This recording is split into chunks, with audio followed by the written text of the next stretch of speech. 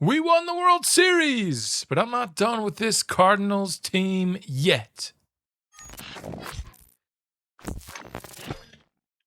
It was a very interesting, sometimes bumpy ride on our way to our 12th World Series title in franchise history.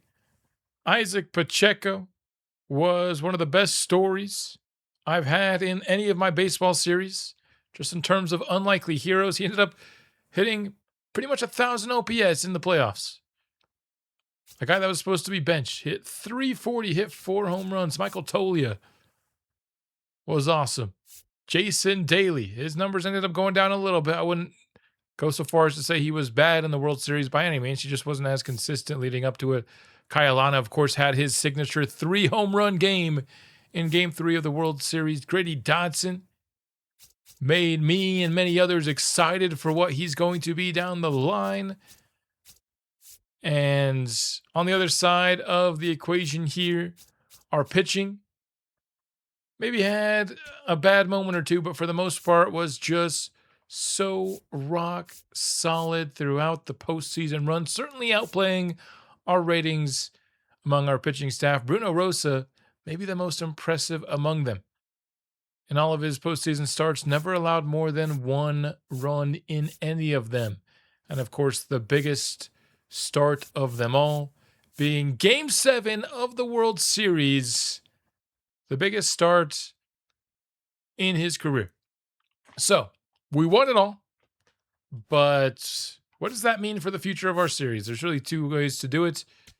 You either wrap it up, say goodbye, or you just kind of see how far this core can take you and start to speed things along a little bit, maybe in terms of pace, but track just how good this team can be. And I'm going to be going with the latter here.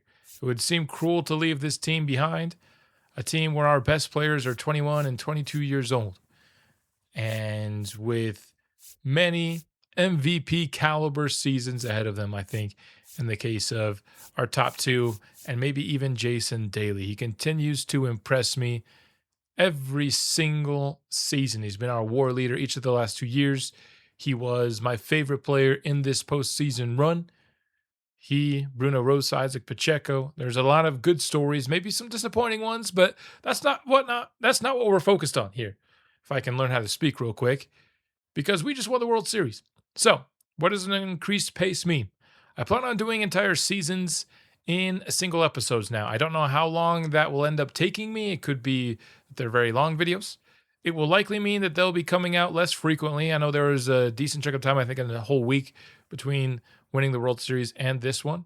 Part of it was because, as you can see, I was trying to release a new series in my Maryland Dynasty. If you're interested in college football, check that one out for me, please.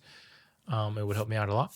But if we make the World Series, I might make World Series their own episodes. But other than that, I'm planning on doing entire seasons in single videos to close out the story of this Cardinals team. And I'll go until it feels right.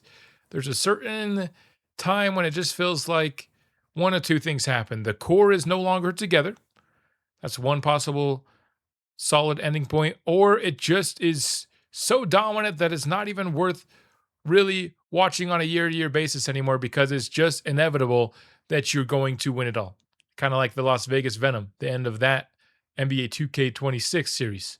That team was so good that there wasn't any drama. We were going to win every single year that I was watching that team.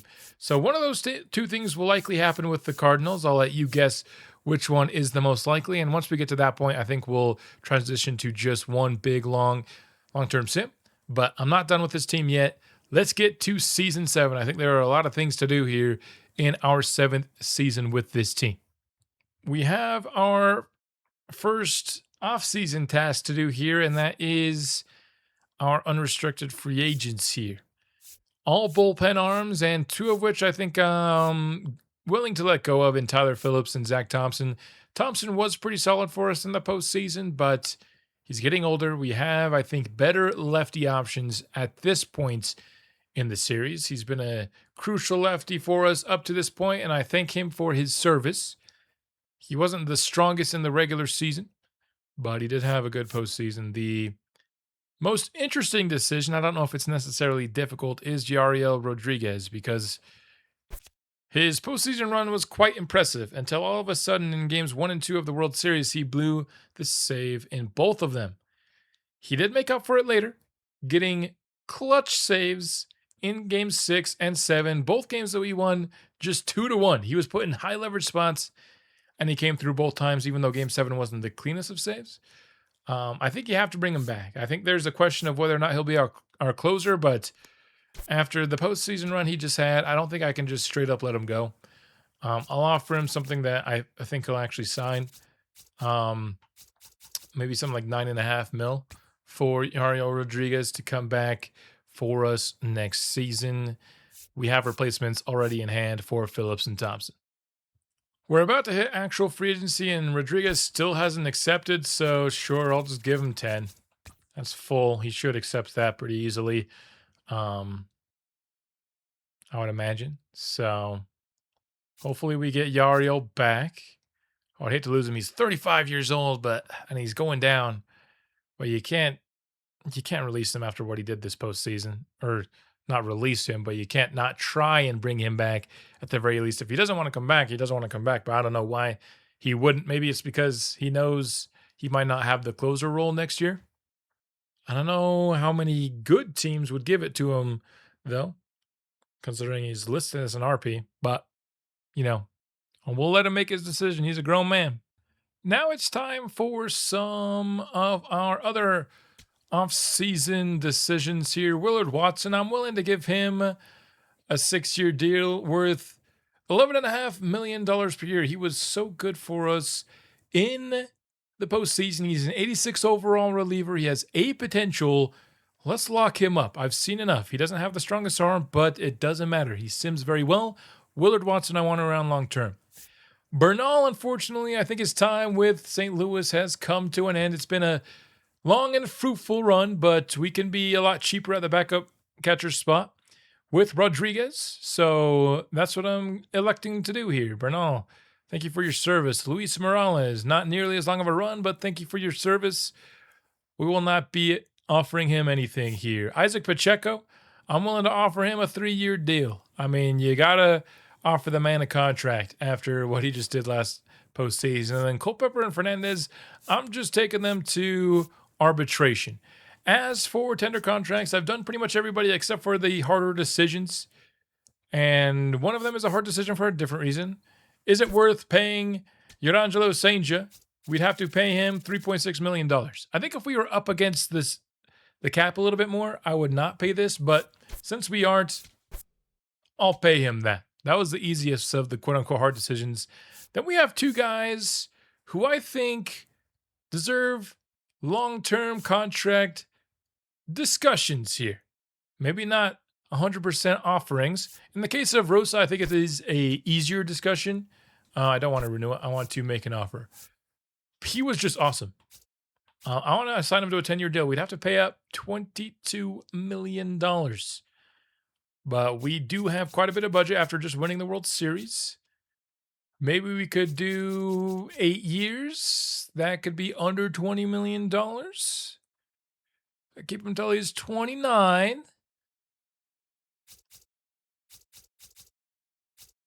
If we extended it even more, I think let's do an 8-year and let's offer him $20 million a year. I think that makes sense here. He earned it so good in the postseason. I know one particular viewer is not a fan of his wind-up, but it doesn't really matter because he's a beast. So, 8-year, $160 million deal. You don't get quite the discount you get for these in real life, but I still think they're worth it to try and keep this core together. Grady Dotson, it might just depend on what he's asking for here. At just 20 years of age, I mean, if we could get him for $14 million for the next 10 years, yeah, I mean, that's actually not hard at all. I'll up it to like $14.5 million because there's definitely a risk of him ultimately not panning out. But of the long-term contracts, he's one of the very cheapest ones out there. He has full interest. So we're being a little bit generous here. Maybe, $1 million to $500,000 more than we need to be with a couple of these offers. But It's so that they'll say yes, and that we'll have two guys that I see as important parts of our future locked up on what will eventually be discounts. We need to be adding Steve Roush here to our 40-man roster. He's 82 overall out of the bullpen. He is a perfect replacement for the Tyler Phillips and the Zach Thompsons that we lost in this offseason. And Rodriguez did ultimately agree to come back on a 1-year deal worth $10 million. This very well could be his final season with us, as he has started to go down a little bit. Didn't go down a ton last year, but his potential did go down to C, so we're likely to see some regression from him this year. I mean, he's still probably the favorite to be the closer at the start of the year, but that could change by the time we hit the postseason. And a lot of if / how soon that'll change is how much we feel Hugo Freeman is ready. We've been prepping him to be our closer really since we drafted him. I don't think he instilled a ton of confidence with what he did in the postseason, but he is up to an 80 overall. He's just as good theoretically on paper as Yariel Rodriguez.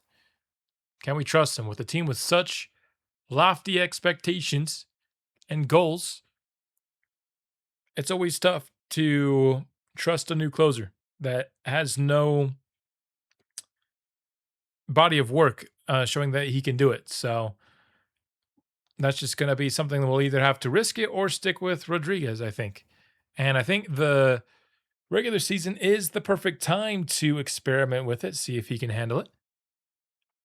One of the biggest free agents on the market is going in the division here. I'll probably only show the free agent updates for our division or some of our bigger competition in the conference maybe as well. But Nick Kurtz, 94 overall. The number 1 free agent is going to the Dodgers. So they've gotten some big time free agent pitching. They could certainly be a team to look out for in the NL playoffs, as the Dodgers, with their infinite budget, always are a big old threat. Our division rival Reds move up to the number 2 spot in the lottery, but it is won by the Astros, who weren't terrible last year. They got 71 wins, moved up 6 spots. Poor Giants moved down 5. We will win the arbitration for Fernandez. He's getting paid $4 million. And we'll also win arbitration for Kalen Culpepper. He will be making 2. So pretty solid salaries for some of our top backups on the team. And that's pretty much going to wrap up this offseason pretty quick here. Time to place some of the potential players that we got, all 7 of them, onto our minor league teams. I think at a 72 overall in the bullpen, Katimer is instantly ready for AAA. Floyd Gomez, my goodness, can't speak. We'll have him in AA. Ross Seacrest here, I think, is a AA pitcher. I know some of them are wearing numbers you can't, but we'll worry about that once we actually promote them. Rivera here, I think, is good enough certainly to play in AA. Some of these guys we're going to start being a little bit more careful on. Like, these hits per 9 are pretty rough for Mariano Bonilla here. I think we might keep him in high A. He might end up in AA though. We'll put him there for now. But in a case of like Israel Navarro, whose offense is so rough, I think I'd rather just have him developing in high A this year, at least to start. Antonio Ramos, doesn't have anything even into the yellow tier yet. So I think high A for him makes sense.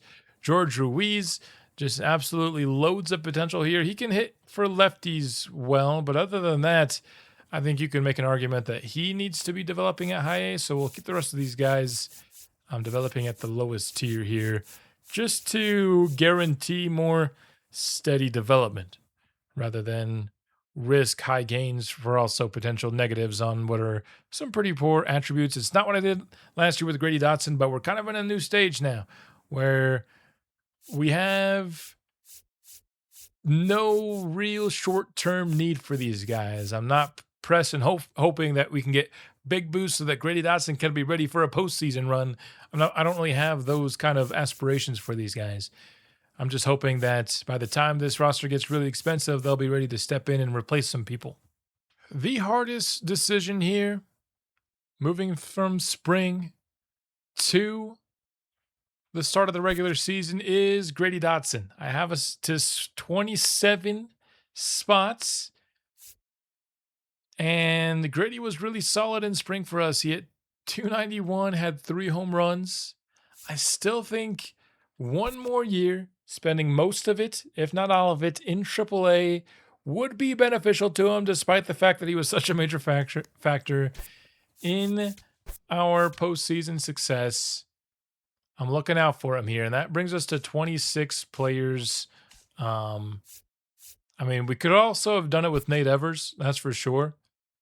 But we'll keep him up for now since he's an 81 and he's not getting any better. Maybe he'll get some at-bats for us. And this is our roster here. Gotten down to 26. Let's see what we will be ranked here as we advance to the regular season. We are the number 1 team in baseball. No surprise there. 1st in contact, 8th in power, 2nd in pitching, 13th in defense, 12th in speed. But best contact team in baseball. Would we be that with Grady Dotson? I don't know. He'd bring down our contact, but probably bring up our power. Let's talk about our lineup for the year, at least the start of it here. And it's getting harder and harder every year to set this lineup, man, I swear. But Jason Daly at the leadoff spot. JJ Weatherholt, welcome back. He broke out for us last year, and I really wish we could have seen him in the playoffs, but hopefully we'll see him this year. Kyle Lana in the 3 spot. Tolia, I think, really took to being in the 4 spot quite well once Alvin Logan got demoted in the playoffs. We're going to have him start the year there. Oliver Davis in the 5 spot. Alvin Logan in the 6. I couldn't have Pacheco in the 9 spot after what he just did in the postseason. He might end up there, but for now he's in the 7 spot. Mason Wynn all the way down at 8. It's been a little bit of a fall from grace, but I still expect him to do well for us in the 8 spot. And then Jason Petit in the 9 spot for us. I think he is our worst hitter against righties. Then he moves all the way to the 2 spot against lefties. We do have Pacheco in the 9 spot against lefties. I think that's fine. But a couple of like big differences around like the top and the bottom of our lineup.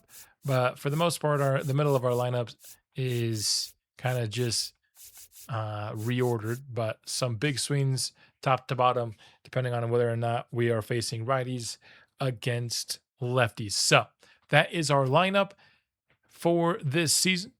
As for our pitching rotation, of course, Vinny will be our opening day starter, but Bruno Rosa really earned the 2 spot in my mind with his postseason run.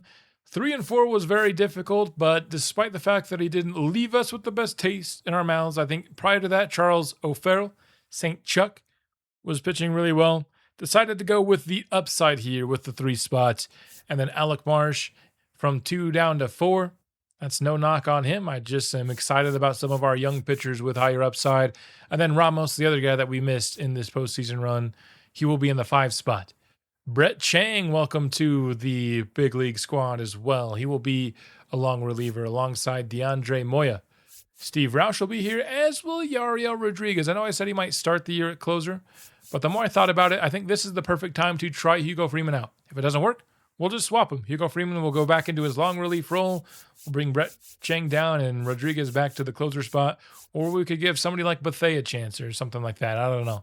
But we drafted Hugo Freeman to be our closer. And I want to see if he can do it this year because Rodriguez looks like he will be regressing this year. We'll see if that ends up being the case. But this will be our initial rotation and bullpen. Now let's hop into some opening day action. With these extended episodes spanning entire seasons, there won't be a ton of stopping and watching games. We'll be simming even more than we have up to this point in the series, of course, but I always want to get some opening day action in. And we're back in front of the fans for the first time since winning the World series. We'll have Vinny on the mound. I don't plan on watching this entire game, but I'll hop in kind of as a feel for thing. I'll be hopping into the simulator, and when it feels like there's a big-time moment at that point, we'll watch it. But here's a look at some of our projected leaders. Jason Daly, Alvin Logan, Oliver Davis, set to be the ones leading us in a few different categories. But Vinny Nunez coming off his MVP season. I'm so excited to see what he does this year as well. Let's get into the first bit of Season 7 Cardinals action, as Nunez and Alana will have a bit of a pre-game meeting. Look at his MVP season here. 21-5, 1.86 ERA, 0.98 whip, and 279 strikeouts. They're showing the Cy Young Award winner, but show the MVP as well. Vinny having himself a bit of trouble here in the first inning. He's about to throw 20 pitches already. But he can also get out of the inning without allowing any Philadelphia runs if he can retire Ernie Clement. Vinny having trouble finding the zone, and that's the second consecutive walk now. A triple into 2 walks, all here in the inning. Vinny, I guess spring training didn't warm him up at all, because he seems ice cold here to start this brand new season. Beavers up with the bases loaded. 30th pitch of the inning for Nunez. He gets out of it without allowing a run, but not an MVP-esque inning from Vinny by any means. It's going to take him a little bit to get ramped up, it seems. Cardinals have a couple runners aboard in the bottom of the first for Oliver Davis. Yuri Perez is the opening day starter for the Phillies. They just signed him this offseason. Davis trying to protect here behind 0-2, and that ball clips the lower edge of the zone. Strikeout looking will be how Ollie D will start his season. Both opening day aces in a little bit of first inning trouble, but both able to get out of it without allowing a run. That's on the ground. J.J. Weatherhold back in his usual spot at second, and we will ground into a double play. Or shall I say Philly would ground into a double play, because it's to our benefit here. Nunez out of another inning clean. He's allowed 4 hits already, but no runs. Nice throw from Mason Wynn. 1-2 pitch is in and by Isaac Pacheco, down swinging. 9th punch out for Yuri Perez. He is feeling it today. Mason Wynn will now try and break the tie, but he won't. 10th strikeout for Perez. Offense. This feels eerily similar to what we saw last postseason. Not doing anything. Why not another chance for Mason Wynn? Bottom of the 6th. 2 gone, 2 on, and Mason once again not going to come up for us. If Mason Wynn was having himself a better day, this would be a totally different game. He's had some clutch opportunities, but still knotted up at 0 heading into the 7th. Vinny's still into this game in the 7th, but I'm not sure he should be much longer. His pitch count is above 90. He has no outs in the inning, and there are 2 Phillies runners aboard. Triatos with a swing and a miss. Vinny Nunez picks up strikeout number 9 on his opening day. As always, a very heavy 4-seam usage from him. Looking for a potential double play. Instead, we'll get a base knock from Eliezer Alfonso. And Philly is on the board here in the 7th. And Roberts probably a bit too late. We'll make the change here. Vinny ends up going 6 1/3 with only 1 run allowed, although we'll see if he gets any more attached to him in his opening day performance. Now pitching for the Cardinals, Out comes Steve Roush. His first appearance in a Cardinals uniform, and we never saw him pitch in the minors, so this is actually our first time, watching him pitch at all. Roush has yet to find the zone here in his first major league at-bat, and he won't find it here. It's a 4-pitch walk. That is not the first at-bat you were looking for from a reliever of his caliber. For the second time in this game, Philadelphia has loaded the bases. This time they've got a very talented contact hitter up to the plate. Xavier Edwards lifts one to center field. Hauling it down is Jason Daly, but I don't even think his strong arm will be enough to keep that run from scoring. Sacrifice fly for Xavier Edwards.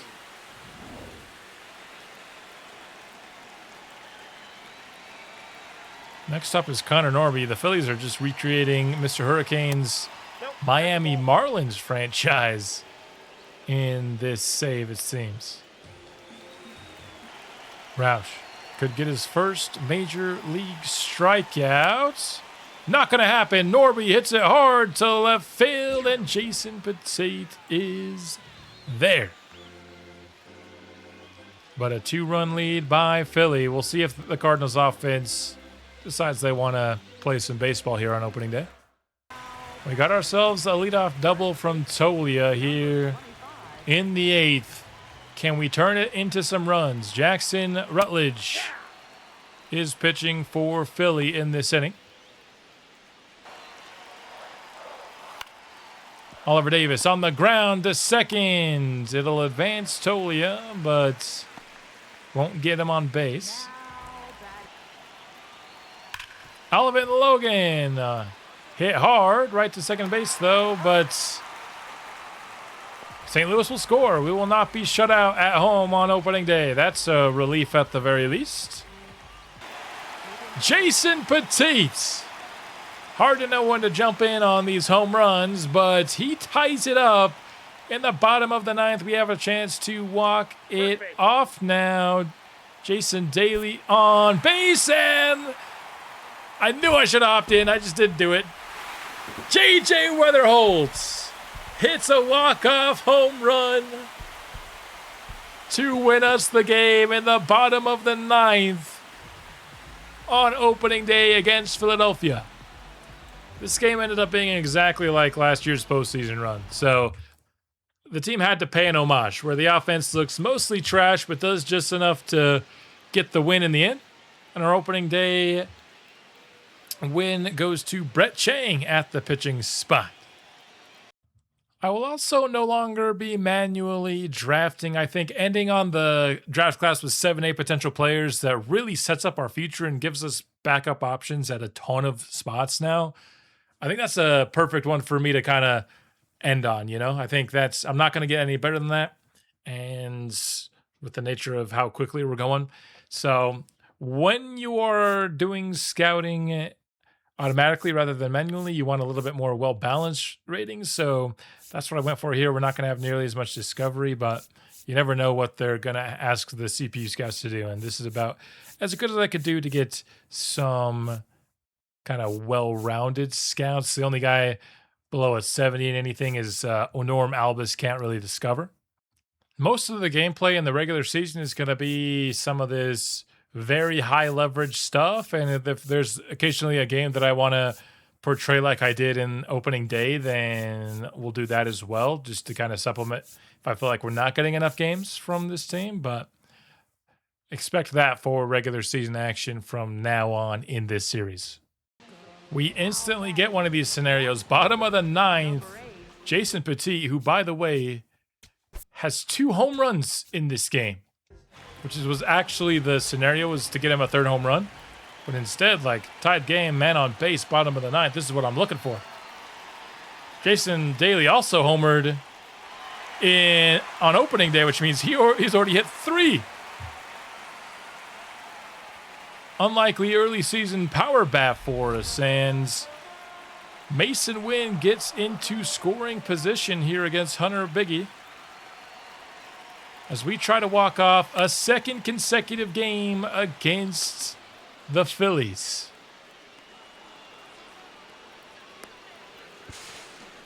Sliding into third safely is Mason Wynn. That means a sacrifice fly could win us the game, and the man up to do it is Jason Daly. Was not very good on opening day. He struck out multiple times, but looks like he's gotten himself on base today. Daly. Into the outfield it goes. Settling underneath it. The throw home. Will it beat Mason Wynn? No! The Cardinals walk off another one. In our first series of the new season, Jason Daly just got enough of that ball. If that was another step in, I think we might have been out at home plate there. But we'll start the season 2-0. We've got another scenario here. The Cardinals in the midst of a 9th inning rally. We came into this inning down. It won't let me switch teams here, so I guess I'm going to have to take this at bat with Jason Daly. But we came down 2-5. We've already scored 3 runs in this inning. 2 runners are aboard for Jason Daly, as we hope to not only tie this game late, but take the lead. It's a lefty on the mound for the White Sox. That's a strike call. But it's Hogan Harris who gets ahead of Jason Daly, whose average is up to 375 at this point early in the season. He's started to heat up. Jason Daly pops it up. He is frustrated. We'll have to settle for a tied ball game here. As we go to the bottom of the 9th, we'll see if there's another scenario up in this game. And here we get to see Hugo Freeman. His first look as a closer here. We're trying to close the White Sox in the bottom of the 10th. Can Freeman do it? 2-2 pitch against C.J. Abrams. It's by Kayalana. That'll get the runner in scoring position on a full count. I mean, even when I only watch a few pitches a game, we still got to have these wild pitches. It's crazy, dude. We literally can't help ourselves but do this every single game. Full count in there for strike 3. First out of the 10th acquired. Freeman gets another strikeout here, back to back. This time only took him 4 pitches to get in. There's that heat. I mean, just a laser beam right on that outside edge. Lifted in the air, Braden Montgomery on the first pitch. And the Cardinals will win another one. This time in extras on the road in Chicago. Our offense with that massive 9th inning rally, turning a loss into an eventual win. Here's a quick look at where we rank at every single position. First at catcher, first at reliever, and first at center field. Those are the spots we are the best in baseball at. We are second in both of our middle infield spots, shortstop and second base. That feels pretty good. Third at first base, and 7th at left field. That is, or 6th at right field, and 7th at left. So our outfield, despite the fact that if I had to pick a position group that I'm the least confident in, I'd probably say the outfield at this spot. Our outfield, we're top 10 across the board. Then there's only one spot that we're neither in the top 10 nor in the bottom 10, and that's closer. And then third base, Pacheco. The game hates on Pacheco, but we know who he is. A legend. And we also have Grady Dotson set to take over that spot eventually. So I think third base, they might be technically right. It's a weakness now, but not for long. Mason Wynn, hitless in this game. He's got himself another chance to come through in the clutch for us. Hasn't been a great episode on that front for him yet, but always time to turn things around for the man who's been here since not only just the beginning of this rebuild, since before it. He's one of the few guys still left over that were Cardinals from before our draft-only rebuild, but Mason's Wind's struggles here in spotlight situations continue, and we will drop a game to our division rival Milwaukee Brewers. We'll take our first break here for a season update. We've just entered the month of May, and we are 19-14. Not nearly as good as you would expect from the best team in baseball. Still only 5 games above 500. In fact, we are not currently leading our own division. We're only 6-4 in our last 10. Luckily, the Reds, who are currently number 1, yeah, the Reds, if you'd have given me 5 guesses, the Reds would have been the last one as to who would be leading the NL Central. So we're still early, I guess. But if you take a look here at some statistics, who are our best players here at the start of the year? Well, Michael Toglia. Turns out he's having another MVP-esque season for us. 387, 1,100 OPS, already 8 home runs on the year. Next up, limited sample size, but Rodriguez has looked good at backup catcher. Nate Evers has looked good. So the fact that 2 of our top 3 batters are backup players, I don't feel good about that. But Oliver Davis batting .318 with 4 homers. Kyle Lana looking pretty good. .322 with 6 home runs. Jason Petit had those insane early home runs, and that's kind of carrying him to an .862. JJ, .266 with 7 homers. And Mason Wynn, the final player, over 800. In terms of players that are struggling, Alvin Logan, man. Something is wrong with Alvin Logan. Pacheco, his playoff magic has not continued, and Jason Daly. Still above 750, but certainly want more for sure. As for the pitchers here, let's just go by whip. Unfortunately, Bruno Rosa has not started the year very hot. Charles Farrell not looking too hot. Hugo Freeman, where are we at here with him? He has 4 saves and 3 blown saves. That's not good. That is not the ratio you're looking for from your closer. That is a big step down from what we've gotten from Yario Rodriguez, but he's not taken too well to his new role either. He hasn't been pitching all that well. The pitching is looking very suspect, unless your name is Vinny Nunez. He is, of course, doing Vinny Nunez things. His strikeout rate is insane. He has 5 wins to 1 loss, under 1 whip, under 2 ERA. Once more, his whip's somehow better than last year. His strikeout rate's somehow better than last year. His home run rate is up, though, so something to monitor there. How about another big-time situation against the Brewers? Another tied game. This time we're already in extra innings.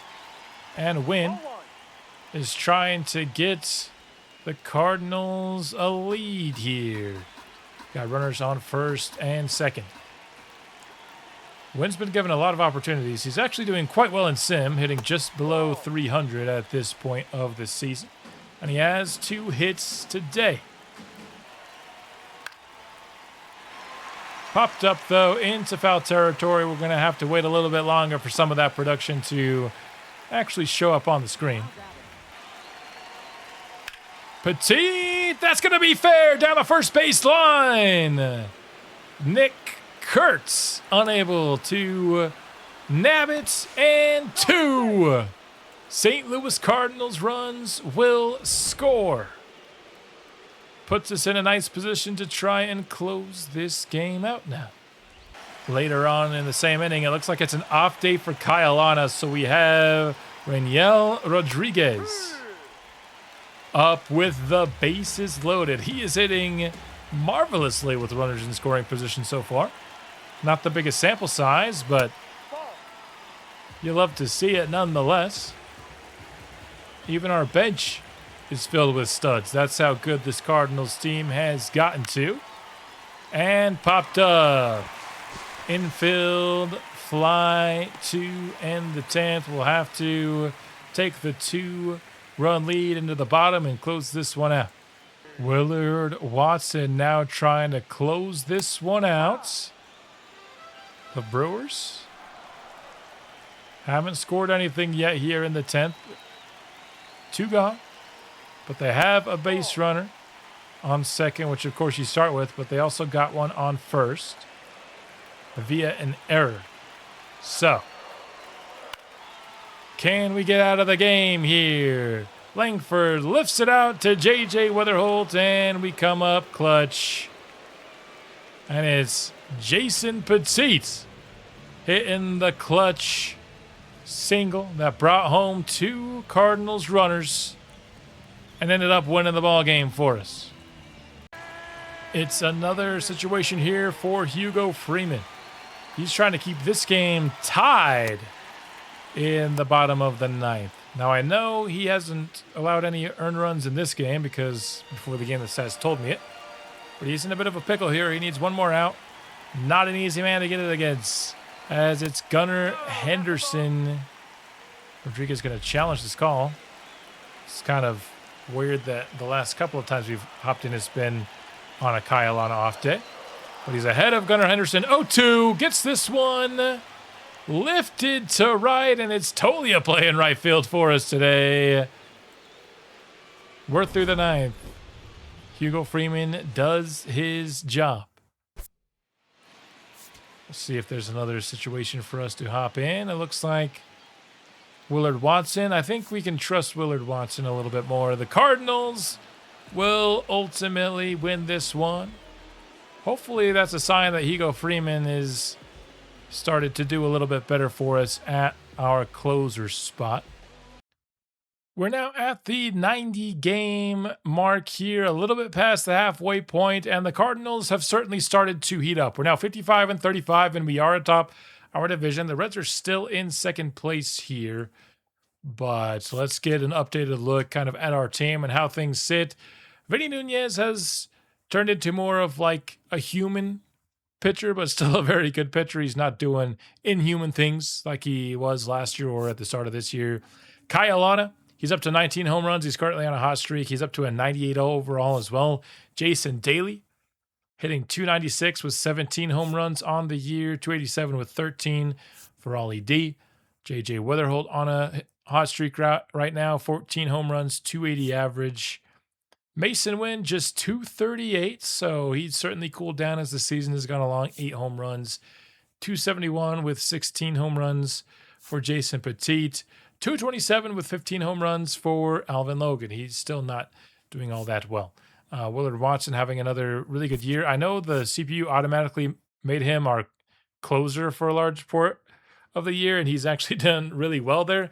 I just don't like him as our closer when I'm watching. You need better velocity than 92 miles an hour out of your closer in this game when you're actually watching. I'm sure it can sim well, but I had to take him back out of that role, even though he was doing really well in it. Rosa overall on the season still not looking great, but it's better than when we last checked. Alec Marsh, it is an off year technically for him if you subscribe to the every other year from Alec Marsh.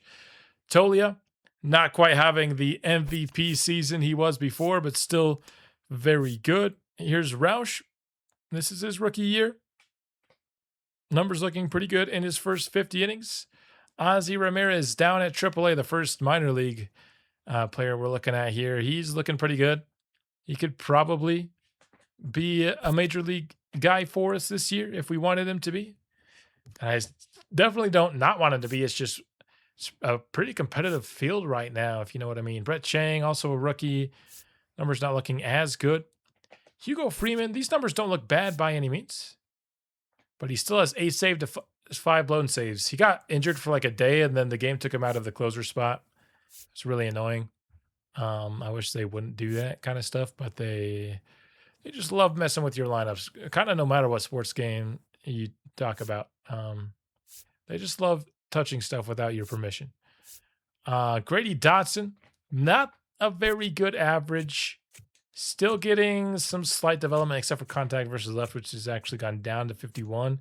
His power stuff's into the 70s now. He's about to get into some of the 80s with some of his defensive stuff. He already has 80 reaction to right, but I don't know how much having him at AAA has actually helped him. How has Isaac Pacheco been doing? Not great. There's an argument for bringing Grady Dotson up, although his place certainly hasn't deserved it. but we know that he performs at, the bigs. Although, again, by the end of the playoffs, he did hit below 200. So I don't know what to do with that spot, honestly.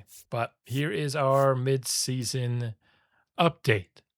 The Reds making a couple of win now moves. They think that this division might be up for grabs, or maybe at least a wild card spot, including a deal with Milwaukee as well. They got 2 trades done at the same day for Norby and for Varsho being the headliners in terms of what they were getting back. All-star voting, Vinny Nunez, unfortunately on a cold streak, but he did lead the NL in starting pitcher all-star voting here. After that, you have to scroll down. Nobody else really. It hasn't been that good of a year for our pitching, honestly. Most of our starting pitching numbers look worse than they have in years past. In terms of relief pitcher, not getting anything here. Closing pitcher, Hugo Freeman's getting the most votes. What? Has he gone crazy as of late? He has gotten a few saves in a row without any blown ones, so that's good. Kyalana, the lead vote getter at catcher. Tolia, second on the board at first base. Would love to see Oliver Davis higher than where he is, but he is way down the list. Second base, not listed, is J.J. Weatherholt. Third base, we're not going to be listed there. Shortstop, would love to see Mason Wynn higher. Jason Daly is the number 1 vote getter at center field. And that is the list here. Tolia, the game, again, has messed with my lineup, so he's actually been playing a lot of outfield this year. So I don't know if that has affected his DH vote getting. Also, Shohei Ohtani already 34 home runs, and Tolia only has 18, so there is that. I don't know if he really deserves to be higher or anything, but a few different spots where we have the number 1 vote getters in the National League. Trying to avoid a loss here to the Kansas City Royals. It's J.J. Weatherholt up to bat. We've got a submarine pitcher on the mound for the Royals. I like watching J.J. bat just because I watched so much of this team last postseason run as Petit slides safely into scoring position. I watched so much of these guys, obviously, but J.J. was the one big guy that I didn't get to watch. So whenever they show me a scenario and it's JJ, I am inclined to hop in. So we've got a rain game. JJ hitless today until now. Could that be the tying run? Yes, it will be. JJ Weatherholt comes through in the clutch for the Cardinals team. Saw that he actually has already signed a long-term contract with the Cardinals in real life as well. Better discount for St. Louis than what we got in this series. Win. Swinging on the first pitch. Just can't buy a break. He was really bad in the postseason. Hasn't been good in today's episode either. The downfall of Alvin Logan is something that needs to be studied. This guy looked like a superstar. Now he's a guy who can't play defense and kind of can't really hit anymore either. His home run volume does not excuse his low 200s batting average because it's not that high. He's not even in the top 3 or 4 guys in terms of home runs hit on the team right now. What has gone on with Alvin Logan? Something in last year's playoff run seems like it's broken him, and he hasn't been able to recover from it yet.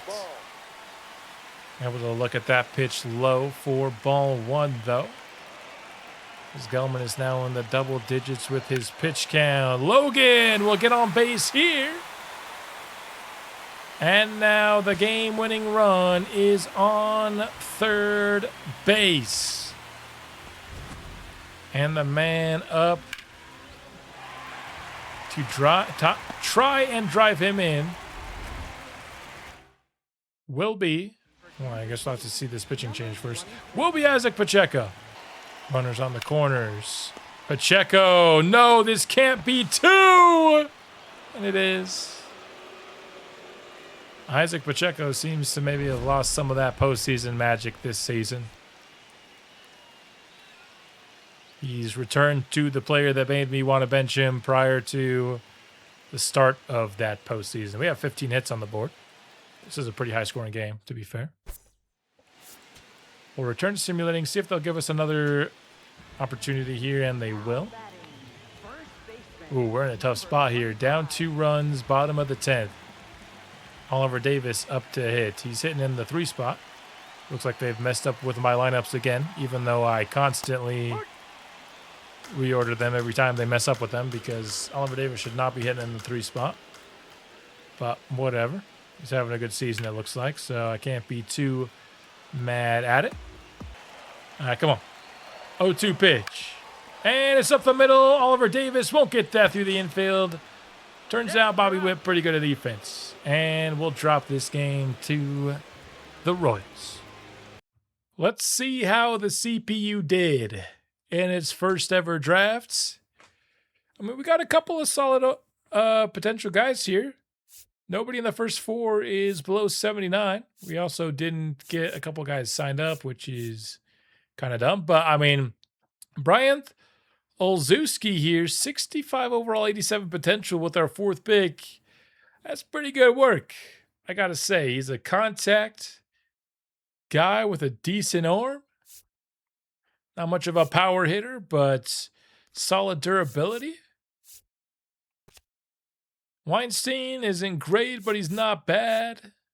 Hammond, not great, but not bad. I mean, I've certainly seen worse CPU drafts, so solid job, I guess. A low-scoring affair here, bottom of the 9th. 1 gone for Alvin Logan. We do have a runner on first base that Alvin could try and drive home, who just got himself into scoring position. It is Mason Wynn. He can get on base when we're not looking at him, which is a pretty useful skill until we get to the playoffs. And even this year in the playoffs, because we won't be looking at every single at-bat this year. Popped up, Logan. His numbers have improved since the midseason update, but they're still not amazing. Jason Daly looked like he was having a day off, but will no longer. He's going to be pinch hit for Jason Daly, which is kind of funny. Or, sorry, Jason Petit. Wrong Daly. Wrong Jason. My goodness, I can't speak. There's Jason Daly and Jason Petit. Petit was playing, now Daly is. Golly, I don't know why that was so hard for me. Jason Daly, though. The funny part is Petit is actually pretty dang clutch. Petit is better when there's not a runner in scoring position, and the Twins win it. Daly can't quite get that past the shortstop's glove. We'll drop a 2-1 ball game to Minnesota, who's not incredible. Vetty is going to try and get a complete game shutout here. The problem is he's already at 98 pitches as this inning starts, so I don't know how much room for error he has, despite the fact that the Cardinals lead by 5 runs. Getting a 1-pitch out certainly improves his odds, though, as Reynaldo Lopez flies out to Daly at center. 1-1 for PCA on the ground. Diving past. J.J. Weatherholt couldn't quite get to it with his dive.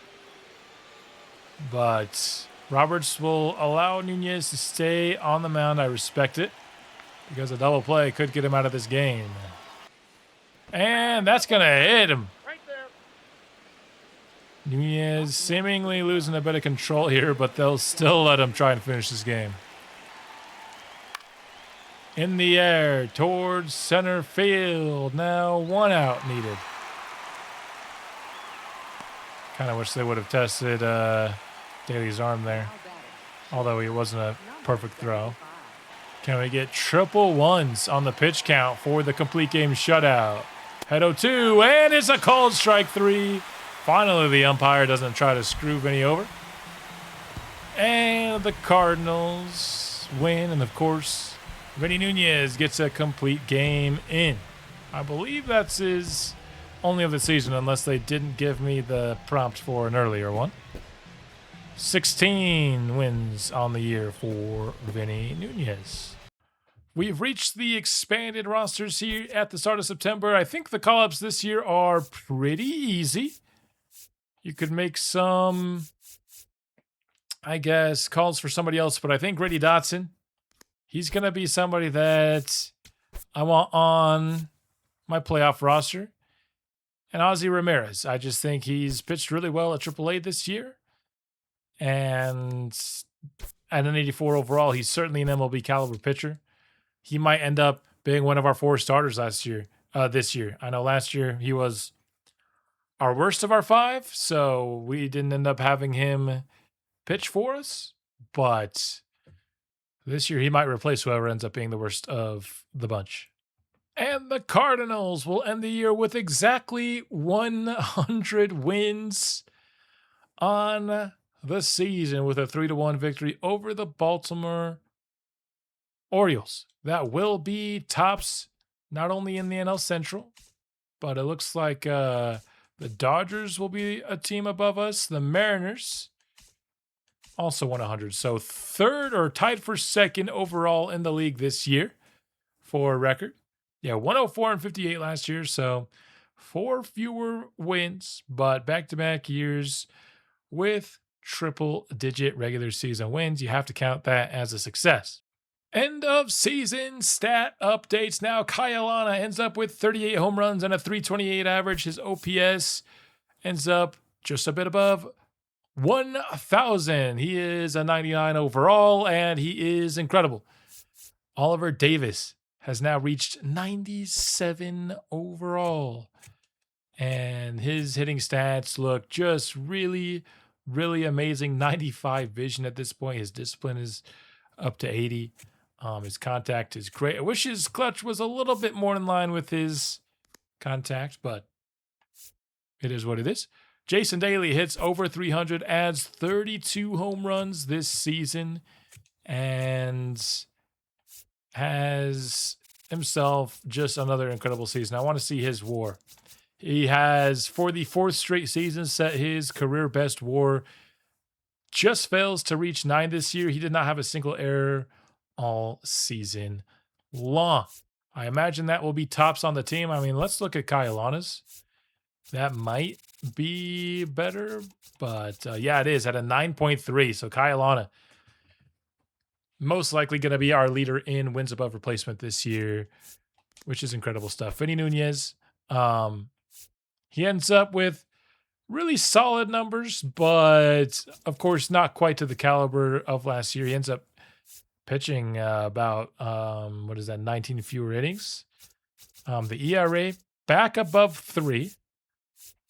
So this is probably his 3rd best season. I mean, we can go by WAR, in which case that would confirm that it is his 3rd best season. By FIP, it is his 3rd best season. So 3 out of 5, right down the middle of the road from what we've seen from Vinny in his career so far. Maybe was hoping for a little bit more. Obviously, he wasn't going to be what he was last year. I think 2031 will be his best season in his career. I just have a hard time seeing him beat it. But I was hoping for it to be a little bit closer to it, you'd have to say. Mason Wynn hits 270.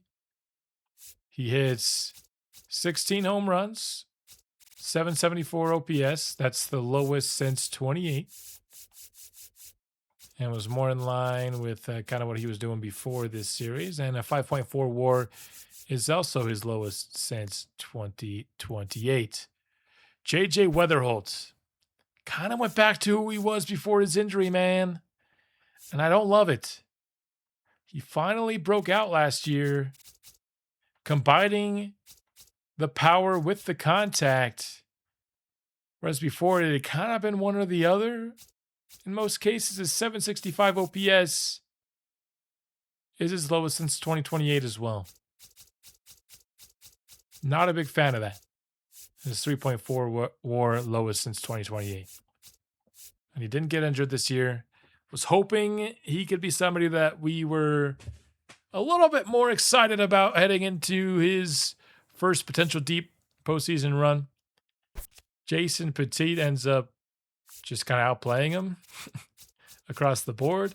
280 for the second consecutive year. But more home runs increases his OPS. His WAR is actually down, though. I mean, he had one more error, but I don't know what else it would be unless it was something like walks and strikeouts. He did walk less and strike out more. It is still fewer bases and get caught a lot more, so that's probably more what that's all about. Willard Watson, very solid year. Unfortunately, Alvin Logan ends on a cold streak, but he was actually pretty good over the second half of the year. In fact, he got all the way above an 800 with his OPS. So he was maybe the most disappointing bat over the first half of the year. Turned it on. Hopefully, this momentum continues to the playoffs. We really can't have another cold playoffs from Alvin Logan. Rosa, not the season you're hoping for after you just paid the guy $20 million. We'll just be honest about it. Worse, really across the board. Somehow a better WAR. Tell me how that is. He allowed fewer home runs. His FIP, I guess, was technically better, but it's pretty much the same. I don't know. Still believe in him in the postseason, though, because we've seen it happen. Steve Roush, a really solid rookie season. He's up to an 86. Alec Marsh continues his on-year, off-year thing of his whole Cardinals career. Charles O'Farrell ends up with a pretty solid year. He's up to an 85 overall. Doesn't have anything other than control and clutch quite into the 70s yet. None of his per nines, but they're all close. And with the coaching boost, they all will be. So excited to have him in the postseason. Tolia was kind of the opposite. If you combine Tolia's first half with Alvin Logan's second half, you have the MVP. But unfortunately, you can't do that. So Tolia is... Where do you put Tolia in the playoffs now? He's 33 years old. He kind of broke down over the second half of the year. Ozzy Ramirez did pretty good here in September. Probably ends up pitching for us. Hugo Freeman, what does his season look like when it's all said and done? 27 saves to 8 blown saves. Considering it was, 8-5 at one point? That means it was 19-3 over his last 22 save attempts. That's good. That's a good way to end it after a rough start. Ends up a positive WAR pitcher for us. He's up to an 83 overall. I think he's going to get first crack. It's not going to be 100% his the whole way if he struggles, but I think he's going to get the first crack at closer in the postseason. Grady Dotson only got 18 at-bats for us, but there's a good chance he's my third baseman in the postseason. I just really liked him last year, but then you have to bench Isaac Pacheco, who was so good, but he just hasn't been as good this year. But he also wasn't good in the regular season last year. It's a tough decision, man. It is a tough decision. Let's kind of go through our minor league players, see what their progression looked like this year. Bonilla goes up to a 66 overall. Ramos goes from a 59 to a 65. That's pretty dang good. George Ruiz up 5 overall. So look at his upgrades. Pretty dang good. Israel Navarro, he only went up 3. I don't know how it's so different for two guys that were in high A all year long. But George Ruiz, +5. That's pretty dang good. Was hoping for a +5 from Navarro as well. Henry Bartlett up to a 61. He's probably back in single A next year, though. Double A, Ross Seacrest, he went up 5 overall this year. That's pretty dang good.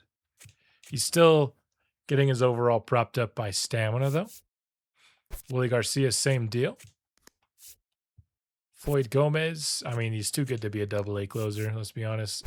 Same with Cuevas, but we have such a deep bullpen, man. We got to be pretty selective with who we pay because this team's going to get expensive. We're still not done paying everybody, although we are getting closer, I guess. And we still have budget. That's not a problem for this St. Louis squad, the budget. But that's going to bring us here to the postseason. I don't think we have any big time. Did I skip AAA prospects? Yeah, Anthony Acevedo. He's up to a 77. He probably needs to get called up. Katimer goes up 4 overall. Felipe Gonzalez. I think being a AAA is now starting to hold these guys back a bit, if I'm being honest. Todd McDonald, +5. That's a really good year from him. Wanted to watch him pitch, but I think we'll wait until he makes his MLB debut, and then we'll definitely watch the knuckleballer pitch. Baroa up to a 68. So that's the team. Pacheco, 242. He did get to 750 OPS and 20 home runs. It's not like he was bad. He was better than he was the year that I wanted to bench him. But this is the kind of numbers that you're like, if you're offering me great defense, I'll accept. He's offering you pretty good defense. But at this point, Gritty Dotson is just a better defender, point blank. In an ideal situation, I'd be allowed to play both of these guys. It's not like I'm not allowed. I'm the one controlling things. But like, who am I not going to play? Obviously going to play Mason Wynn. JJ was disappointing, but I'm not going to not play a 91 overall. His power went down this year. Just a bad year from JJ. If I was not going to play anybody, it'd be Michael Tolia, but I don't want either of these guys playing DH for me. Neither of them can play the outfield where we could put Alvin Logan at DH. So I don't know.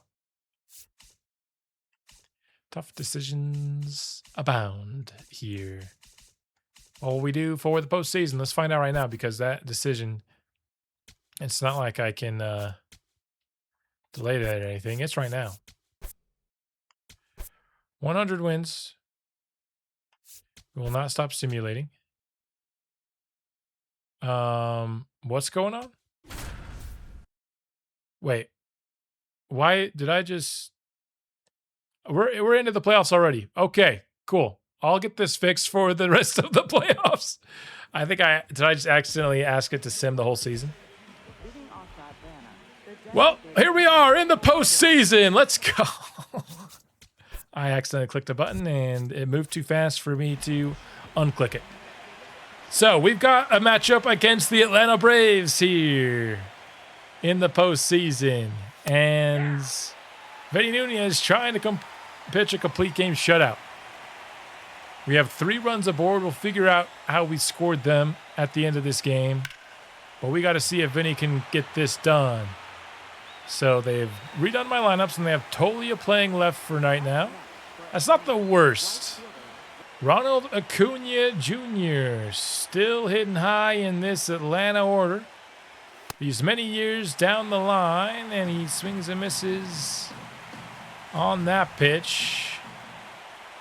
Vinny gets him down with the 12-6 curve. That's 12 strikeouts for Vinny in the first game of the postseason. 2 strikes aboard. Vinny looking to close this out with a punch out, and that's outside. The count is full. This Braves lineup is very dangerous, I'd imagine, still this deep in the series. Don't want to play with your food, and Vinny doesn't. Nunez showing up in the playoffs like he has in the regular season for the first time. We didn't get to see it till the 9th inning. Not how I imagine kicking the postseason off, but I'll have the settings correct for the rest of this postseason run, however long it may be. Let's take a look at some of our top players here in the game. Looks like they have Nate Evers playing. Goodness, let's not have the CPU do our lineups, please. Although he did hit a home run in this game. I mean, 0 for 3 with a walk is one of our highlighted players. So that goes to tell you what kind of game. Seems like we started this year's playoffs much like we played last year in the postseason. All right, before we continue the postseason, we've got to get to some other things. Leading the league in both complete games and innings pitched was Vinny this year. We also had Jason Daly leading in runs. This stuff is now playoff stuff, so unfortunately, we won't get to see all of those stats. Dang that button that I pressed. All right, here's going to be our postseason lineup now that I have gone in and edited it. Decided to keep Tolia at 4th, even though he's on a cold streak. We'll see if it continues here into the postseason. Oliver Davis will be hitting in the 2 spot. Kyle Lana in the 3. as is his usual. I got JJ Witherholt all the way down to 8. He just hasn't been good. I actually have him at 9th against lefties, but he is a lefty, so that makes a little bit more sense. They had Nate Evers playing 3rd over Grady Dotson, like over my dead body, bro. This is going to be our pitching rotation for the postseason as well. It's the same as it was all year. We're just going to rock with the boys. We know that this pitching can step up in the postseason, and that's what we're hoping happens for the 2nd consecutive year. For the rest of the playoffs, I'm going to have a medium situation importance, and I'll enter any time in the game. I'll be turning off player highlight moments. It's no longer about player highlight moments. It's about the team and making it to the World Series. So that's what we'll be doing all the way up through however long we make it. We have a solid start here against the Braves. Let's see if we can sweep this team, or at least at the very least beat them. So they got to us by beating the Pittsburgh Pirates in the Wild Card Series, just as an FYI, since we quickly simmed past that part. The Dodgers, of course, are the number 1 seed. They're playing against the Mets, so if we were to beat the Braves, we'd be facing off against whichever team beats the other. And the Cubs didn't even make the postseason this year, so a little bit of straying from what we are used to in this series. The Cubs have fallen off a bit as we near our top power. Won't take us long to get our first situation here in this series against Atlanta. We've got bases loaded in the first inning, but 2 outs and no runs aboard. Do not want to waste all this run potential in the first inning. And it'll be on Michael Toglia to ensure that doesn't happen. Even counts. Caminiti. This is hit deep by Toglia into left field, but caught at the warning track by Riley Green. We'll leave him loaded. Toglia just missed a grand slam. Still a 0-0 ball game here, top of the 5th. So our offense doing their best impersonation of last year's postseason offense. 3-1 pitch. Can Bruno find the zone, or is he going to walk in the first run of the game? Oliver Davis ranges over, snags that one off the ground, and it's still scoreless. And those will be the only scenarios we get in this whole entire first game. A couple of bases loaded, but getting wasted here.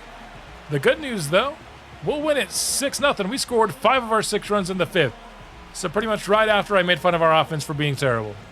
Lovely. But that was all we needed, because we kept the Braves off the board entirely in this one. And we'll take a 2-0 series lead over Atlanta. I'm going to slightly lower it. I'll put it between low and medium now for when I will hop into games. Kyle up to the plate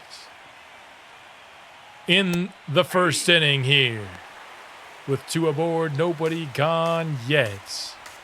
Now on the road at this point. And we've got a lefty pitching for the Braves in this one.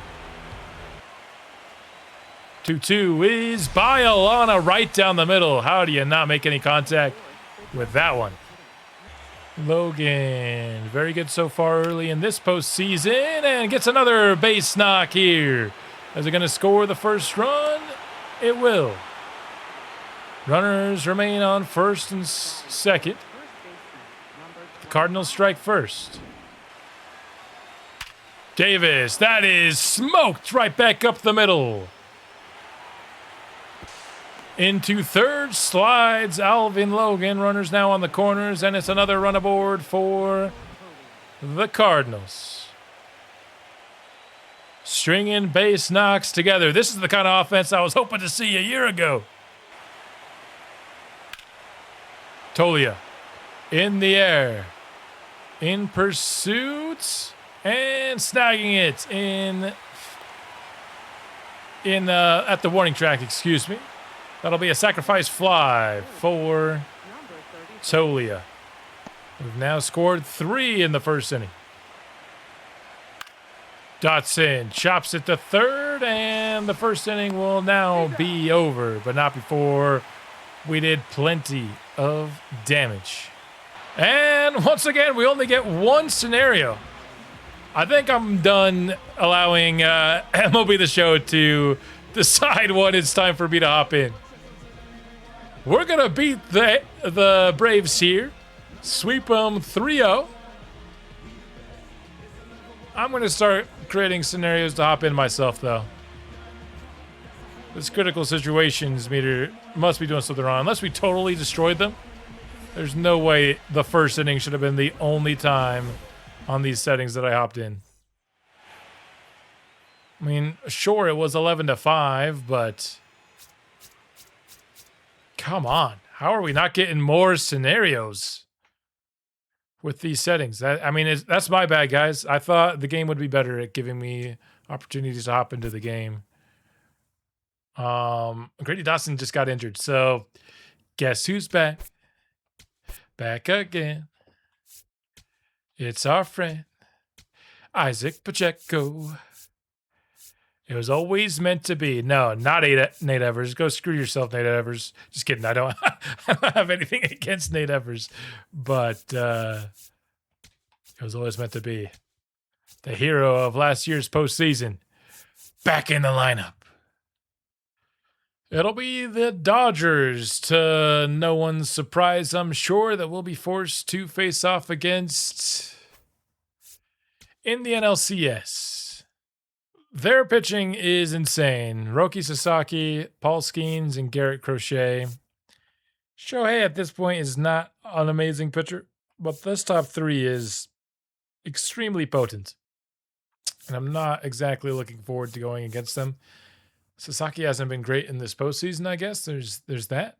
Offensively, Kyle Tucker's injured. That'll help us. So their highest rated offensive player is an 88. They have a great closer in Munoz. Shohei, just take a look at his ratings at this point. Yeah, he's still a beast. That power is amazing. His plate skills aren't what they used to be. He's still got good discipline. He'll be someone to look out for. Travis Bazan is 29 years old at this point, man. We are in the future. But, hey, they got Connor Murray. I kind of forgot about that. I don't even know if I knew that. Did we know that? That's cool. He's on their MLB team, but their pitching is so good I don't know if we'll ever see him. Let's face the Dodgers.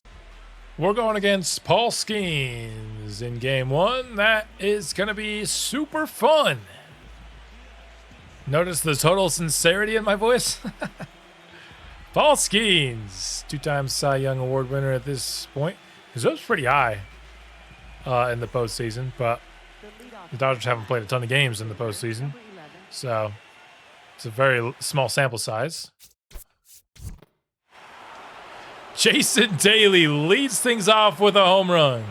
Daly leading things off with extra base hits. Is there a tradition better in this Cardinals franchise? And now it's Mason Wynn trying to make it more than one run scored for the Cardinals.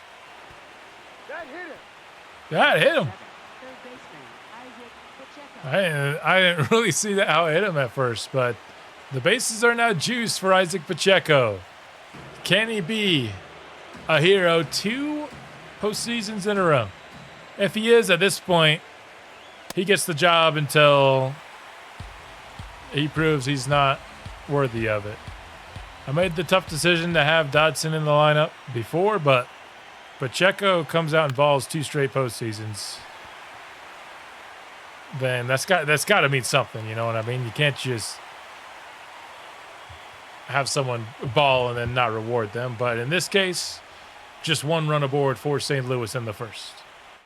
Alec Marsh now trying to keep LA off the board with Mikey Romero up to the plate. He's going to swing on the first pitch, giving chase, but off the glove of Jason Petit. Would have been a sick catch. 0-2. Hit over to J.J. Weatherholt, and Alec Marsh out of the bind with no harm done. An RBI triple has the Dodgers already tied, but now looking to take the lead with Shohei. the one up to the plate looking to do it here. We're in Los Angeles. It's weird not having home field advantage for a series here.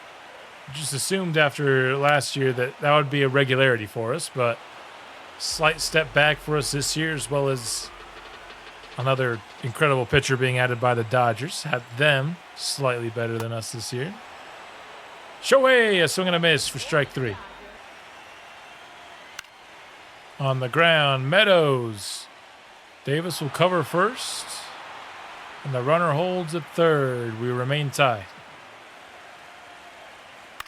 Spencer Steer.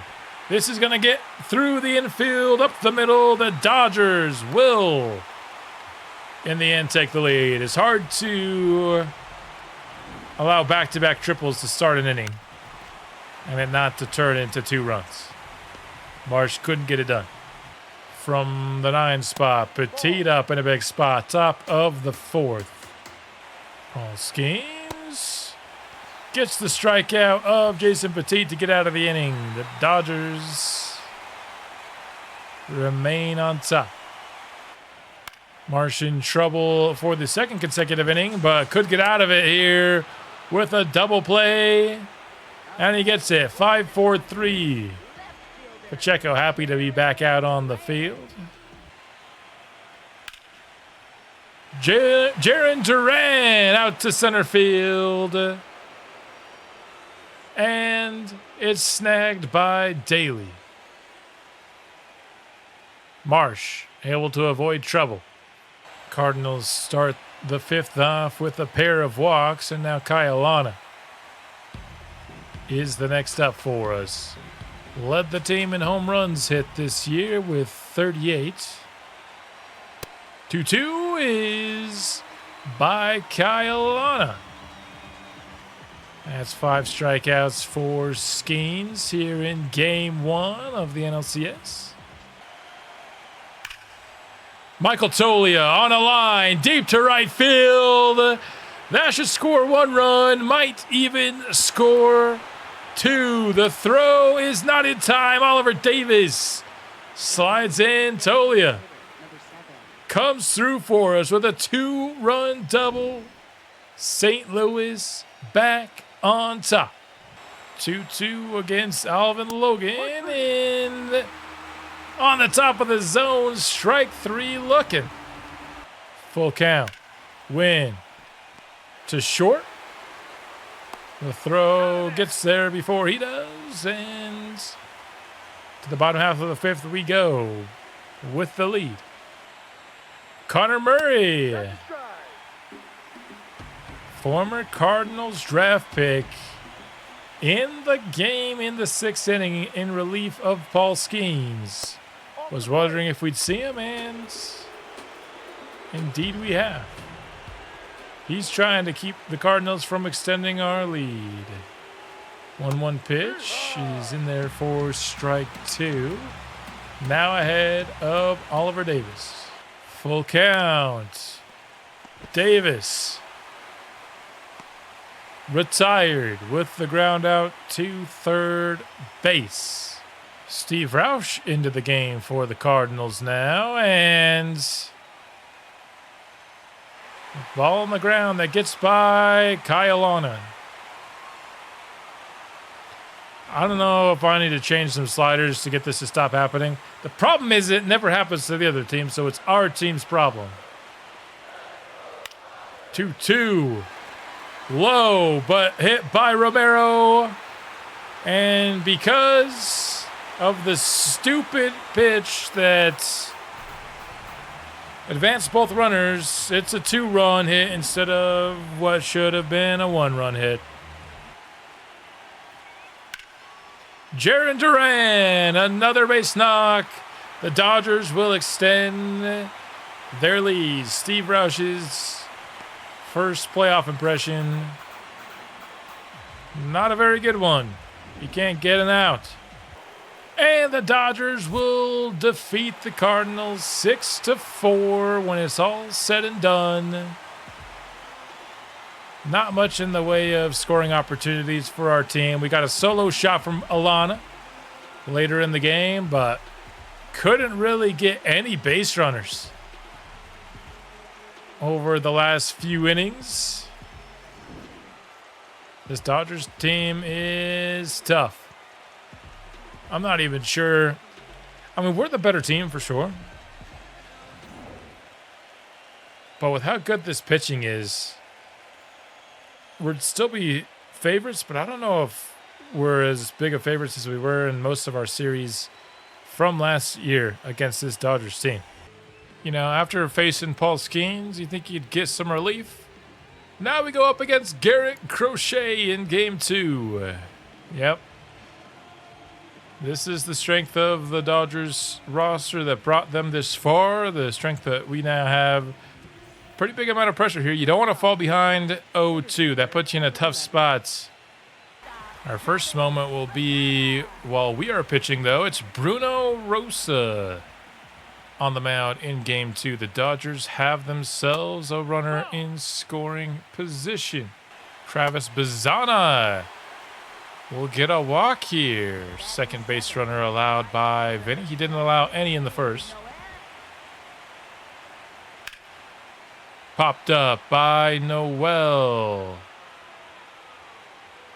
And snagging it. Alana. Need one more out. 2-2 finally gets by Freeland. I think he fouled off 7 pitches in that at-bat. It's one of the reasons that by the end of these MLB The Show series, I just get so annoyed. There's too many of these at-bats, even though I have foul frequency turned all the way down. It just does not matter. But nice job by Rosa getting out of the inning.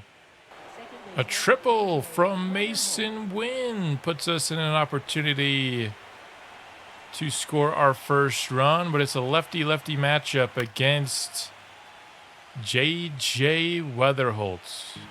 Cat runs full for J.J. Weatherholtz. I think he's also fouled 5. Make it 6 in this at-bat. Like, this is insane.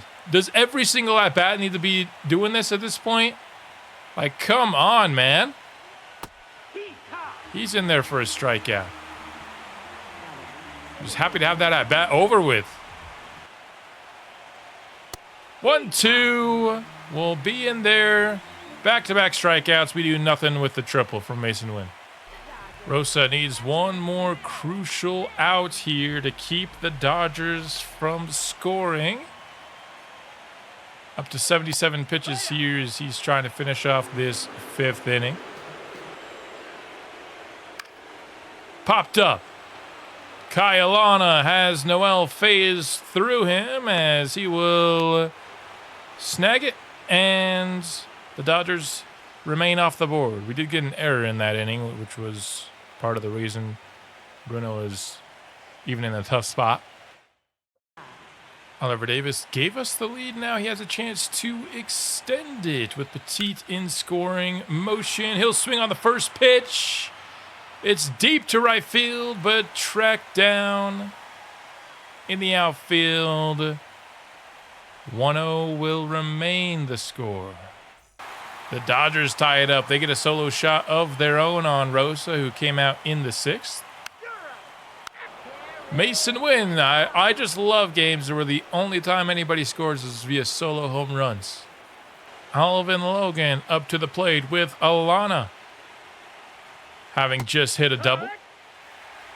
We'll see if he can come up with his first hit today. He's been a very good offensive player in this postseason.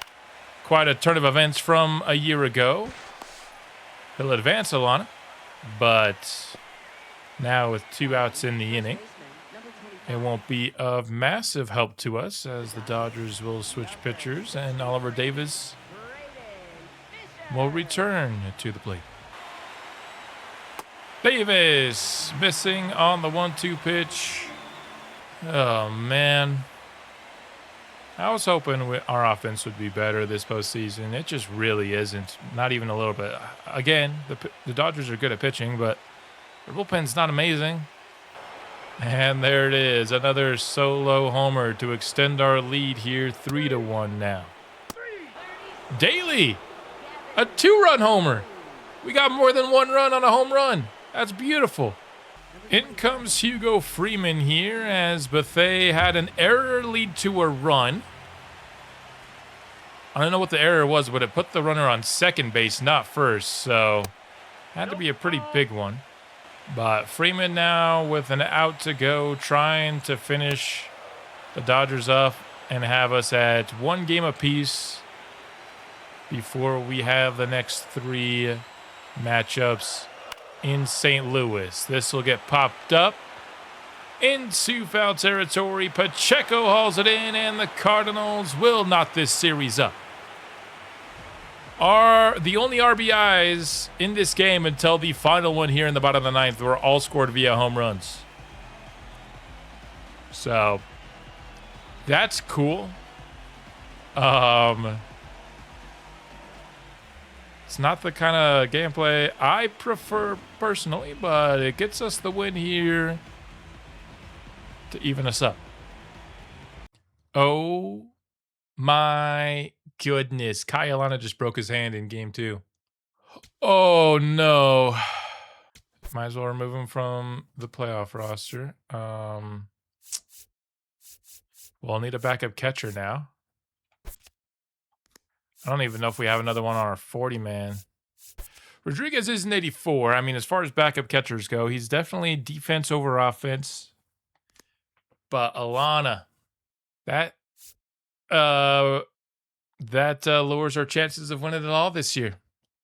I'll get this injury sorted out, though.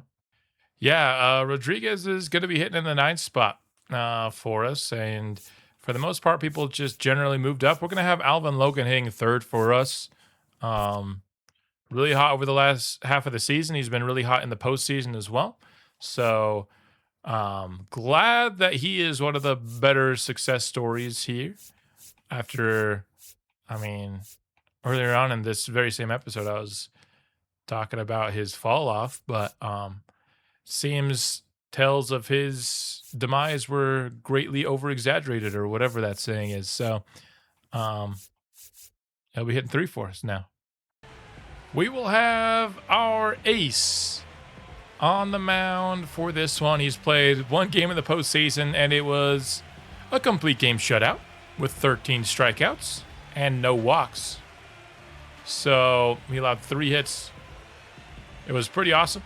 That game kind of came out of nowhere. We saw him pitch the 9th inning, but now we'll see what he does against this Dodgers team. This start not looking quite as clean as 2 straight reach for the Dodgers in the top of the 2nd inning. And strike 3 swinging from Noel. 3rd punch out for Vinny. He had 2 to start this game.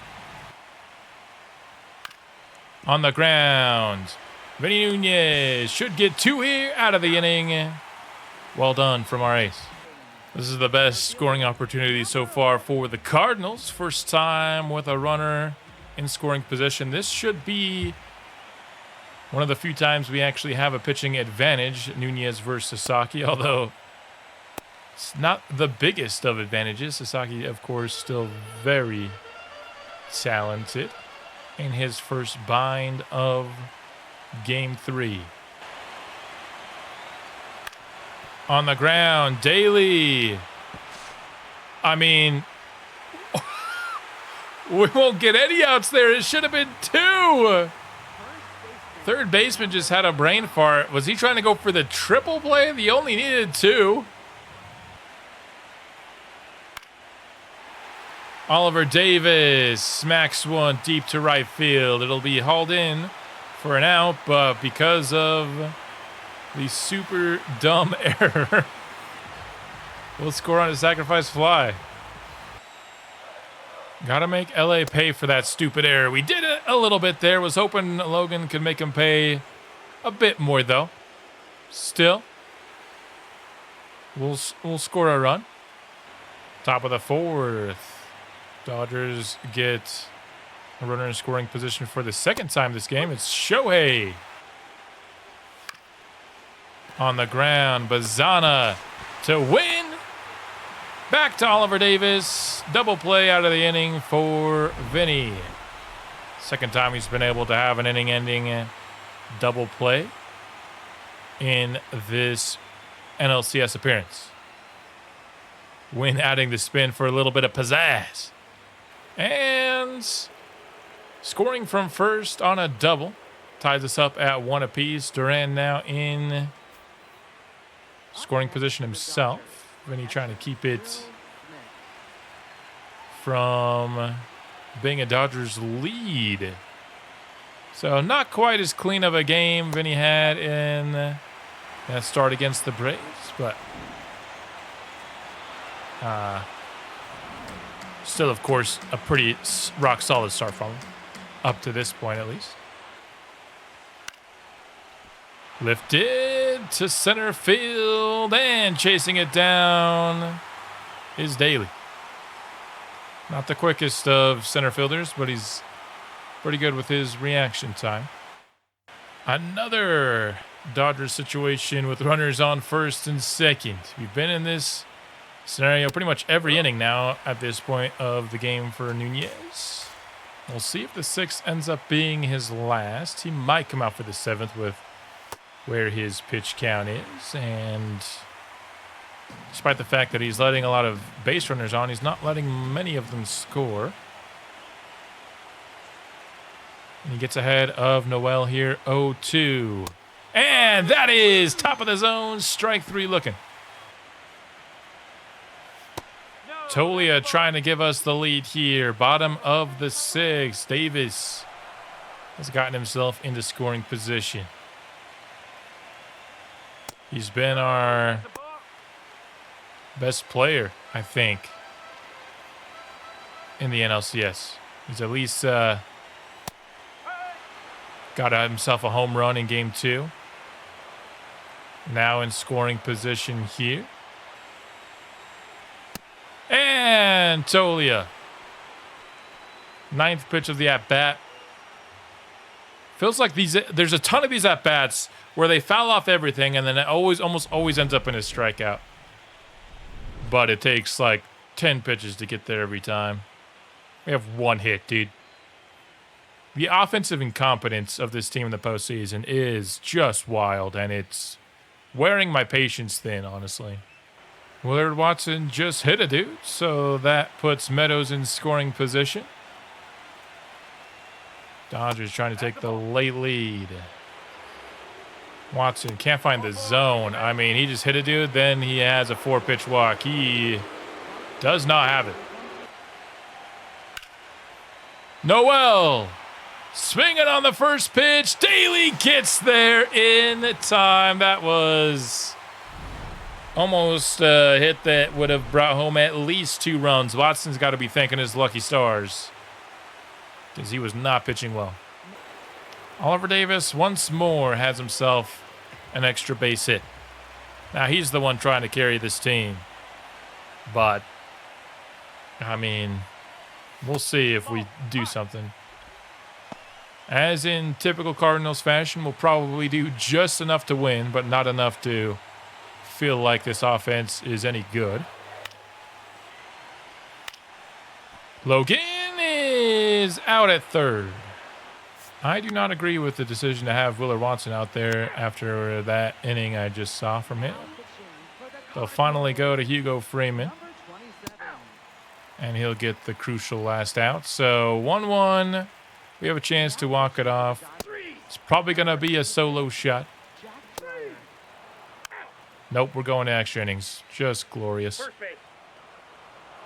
Shohei Ohtani with a 2-run homer gives the Dodgers the lead in the 10th. And we do absolutely nothing in the 10th, and the Dodgers have beat us. Oh, man. I don't know how much longer I could do that with this offense. I got to be honest. I was really hoping last postseason was just an anomaly, but it seems like that's how we're going to perform in the postseason. And it's the 2nd straight team like this, man. The Pirates last year did the same thing. We scored 1 run in the 3rd. We had 4 hits. We just got another injury for Jerome Bethea, so our team's just dropping like flies apparently at this point too, which is not improving my mood. To make matters worse, I just remembered our one run that we scored was off of an error. We didn't even earn it. Yes, the Dodgers pitching is good. Our offense should be insane. And yes, we just lost a 99 overall player. The vibes are not good right now in St. Louis. They are not. I mean, we have 4 and 5 runs the first 2 games, I guess, but I mean, we're not stringing together hits at all for the number 1 contact team in baseball. The first 2 Dodgers reach here to start game 4. And they're both in scoring position for Shohei Ohtani. Trying to bring him home. Strike 3. Shohei Ohtani disagrees. He will not win this challenge. Farrell gets a much needed out. Noel, that's past the diving glove of Isaac Pacheco. Tolia doesn't field it cleanly. It's always the NLCS where our defense becomes a problem in left field. No, at no other time, but in the NLCS. Tolia is excited about that, I guess. I mean, we got an assist, but he also totally misplayed the ball. O'Farrell not having a very good start to this game. He's in danger of conceding more Dodgers runs with just 1 gone and runners on the corners the very next inning. Of course, our offense did nothing in the first. Nope. On the ground, JJ flips it to win, and we get the double play. This time, Dodgers won't get anything. Good execution there from O'Farrell. Noel extends the Dodgers lead to 3-0. And then Parker Meadows hits another 3-run home run. I'm not sure how much of Game 4 we're going to be watching, folks. We're already down 6-0. Our offense doesn't even have a hit yet. End of the 9th inning. We are still scoreless. And, of course, they'll go 1-2-3 in the inning. We're now behind 3-1 to the Dodgers. Didn't even put a single run up on the board. The number 1 team in baseball with the number 1 contacts, top 10 power. We can't muster one singular thing against the Dodgers, who said it multiple times. Yes, they are good at pitching. I understand that.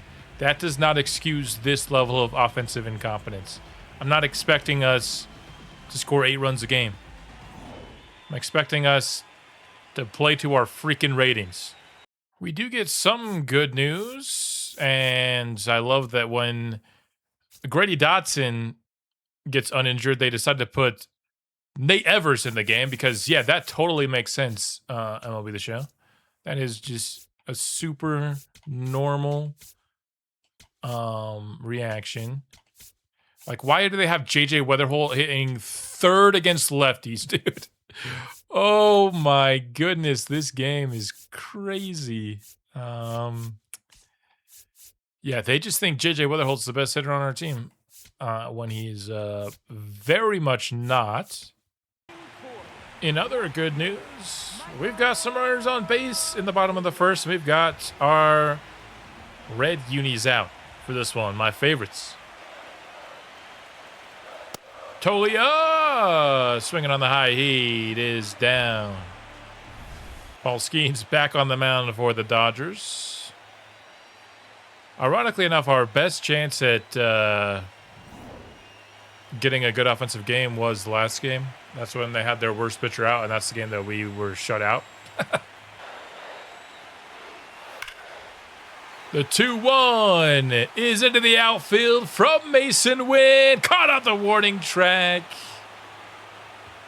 Nearly with a statement here in the first inning. Instead, we're held off the board. I'm also not sure how much in Game 5 I'll be looking at the pitching, because I'm most interested in what we're going to do offensively in this game. And as I said that, of course, Alec Marsh gives up a 2-run homer. But I feel like all I've been watching in the postseason is when we're pitching, because that's the only time that runners are on base. Although to our credit, for the second straight inning, we have runners on base. Rodriguez, back when this series started, thought he had a good chance to be our catcher of the future, as he was one of the few B potential guys that we had. But obviously, the addition of Kyle Lana made the catcher spot set to be in his favor for as long as he played baseball. But with the Alana injury, he gets himself a chance here in the postseason to make a name for himself. And he does so here with a 3-run bomb. 461 feet on the homer. 113 off the bat.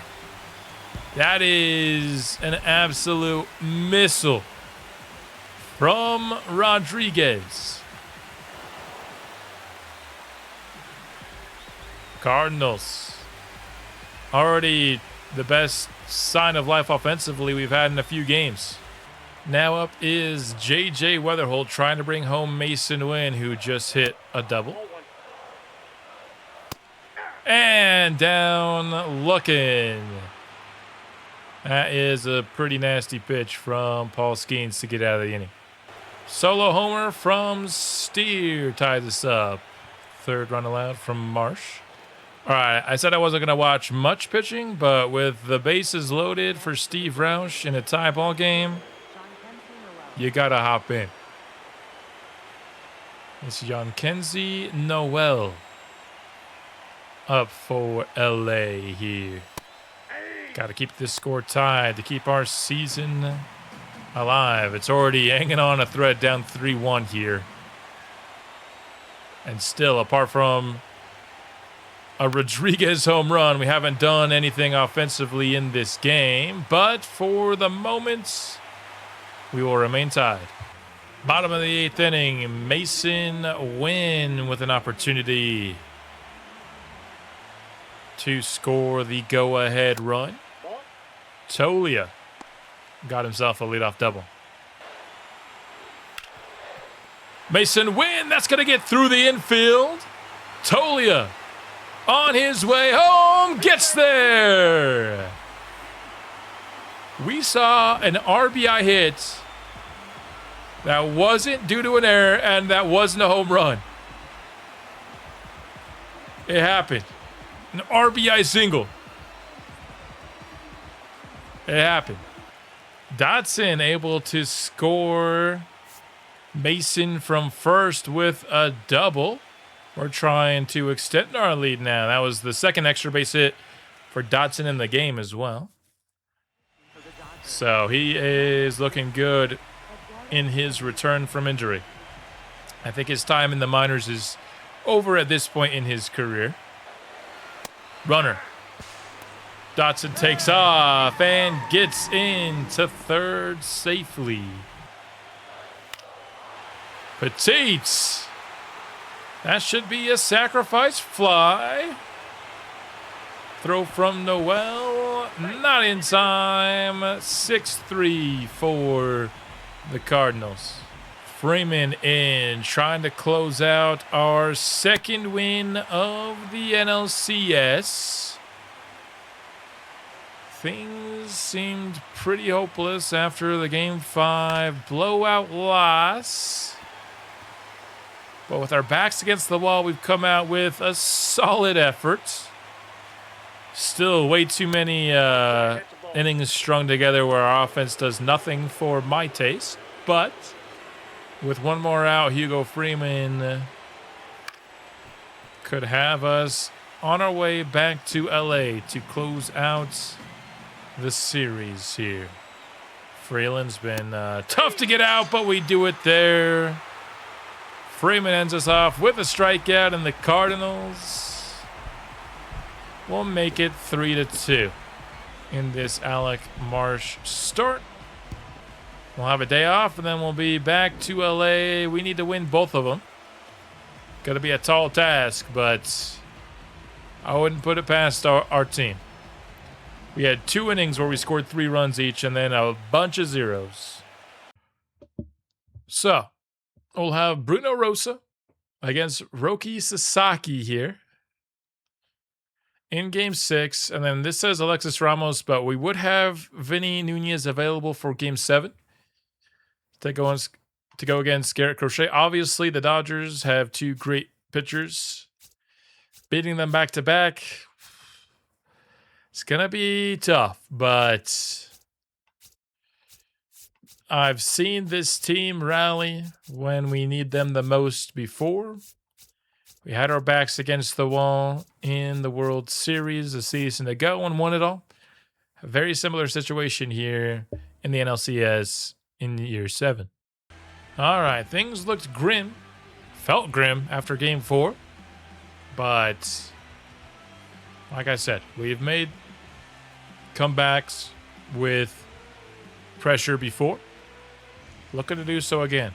Last time, though, to be fair, we did have our home crowd behind us for that comeback.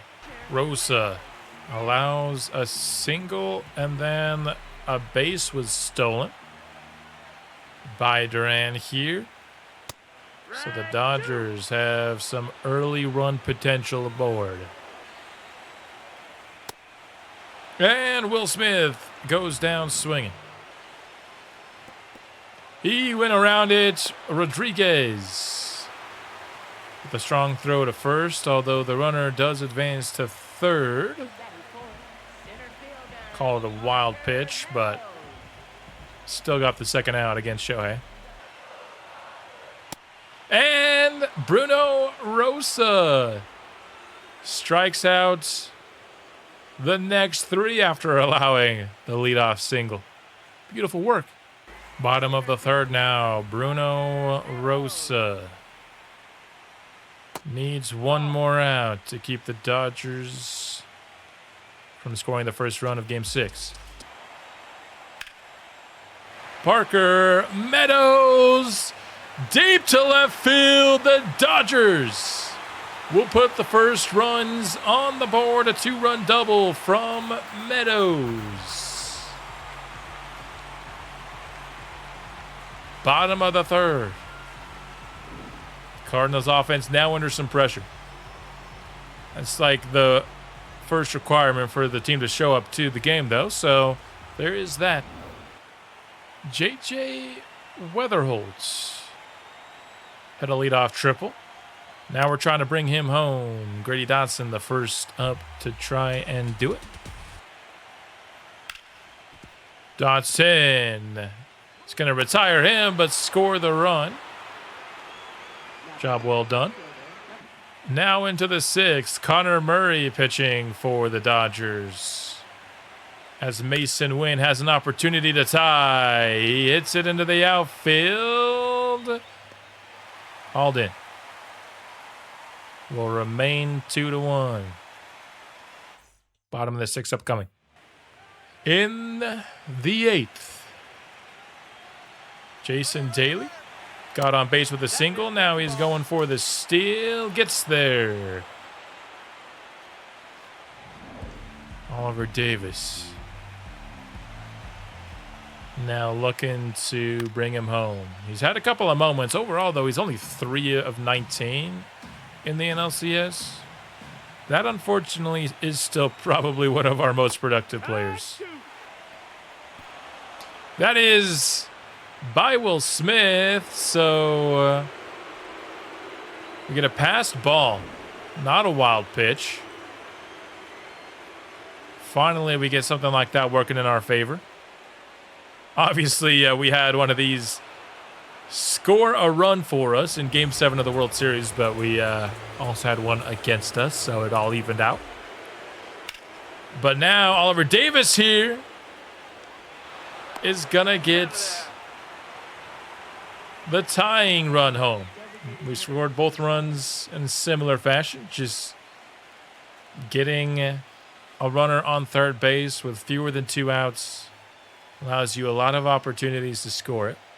Now the Cardinals trying to put some pressure on the Dodgers. Top of the ninth, we got Mason Wynn aboard. JJ got a triple in this game. That is chop to steer. Second out. Wynn now on third base. So, our only chance of taking a lead into the bottom half of the ninth rests on the hands of Grady Dotson. He's hitless today. He was pretty good in his return. Game 5, though. Got a double and a triple. Grady out to center field. Won't find the gap. So we've got Willard Watson. This is not a multi-inning guy.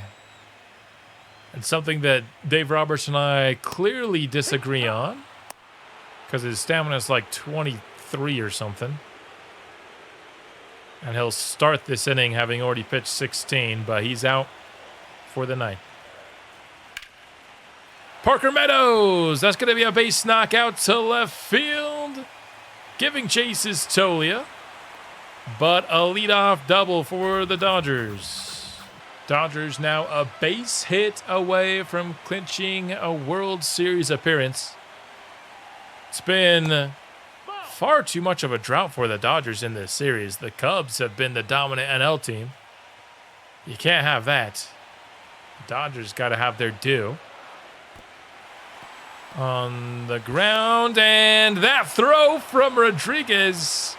You almost have to wonder if that was on purpose. It clears the base paths. And that was not even close. Pitches in the dirt have been a great aid for us late in this game. Steer in the air to right. We're now away from at least forcing extras. And Dave Roberts finally decides that Watson's day is done. Bringing out Jerome Bethea for the lefty-lefty matchup here. Seems like a solid decision to make. Let's Bazzana's ratings. He has a lot more power against lefties. But at least we're actually going lefty-lefty.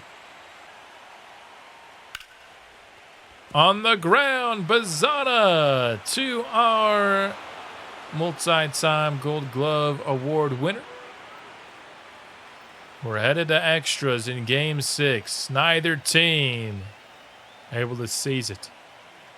Nothing doing for the Cardinals. I gotta be aware that we might just get a home run at any point to end our season. But with the base runner now, we will head into the action.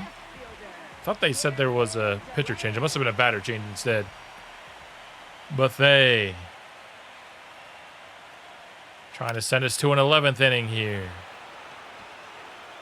As Duran just had too much underneath that one. Allowed Petit to range all the way into foul territory. Into the 11th. I think they should add the extra base runner in the playoffs extra innings. Got a lefty in to face Mason Wynn. I believe it's Alvin Logan on first base for us right now. Runner. And that is going to be an easy stolen base. Will he go for third?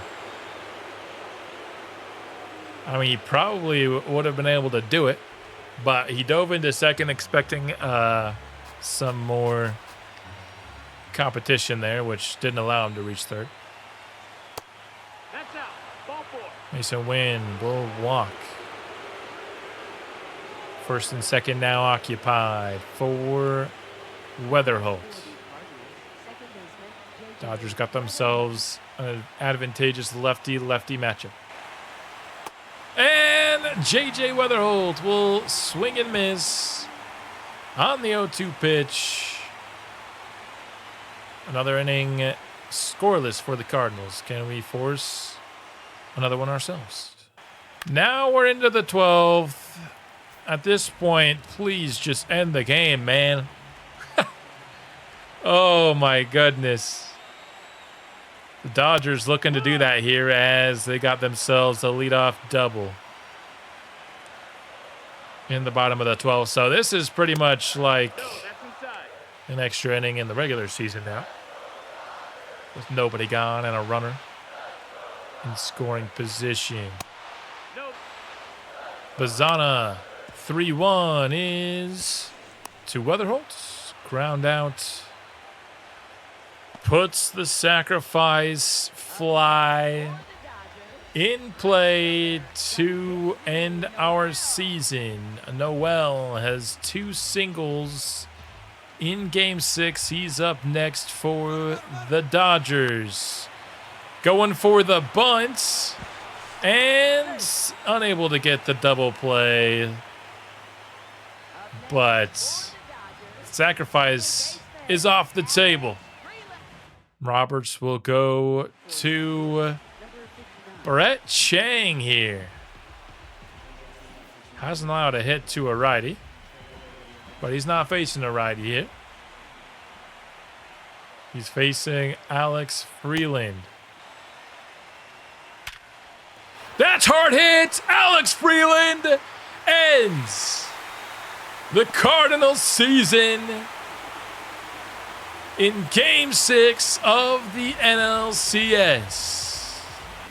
Another postseason, where we ended up not being at full strength. Kyalana, even more of a crucial loss than with JJ and Ramos last year. I mean, Ramos didn't even play this year, so Ramos wasn't even a true loss last year.